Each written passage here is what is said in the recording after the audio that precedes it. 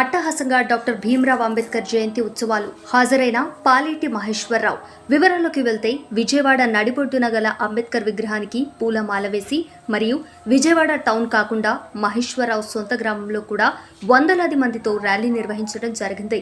ఈ కార్యక్రమంలో ఆయన మాట్లాడుతూ దేశానికి దళిత బిడ్డలకు అంబేద్కర్ చేసిన సేవ ఎన్నటికీ మరువలేనిదని ఆయన హితవు పలికారు।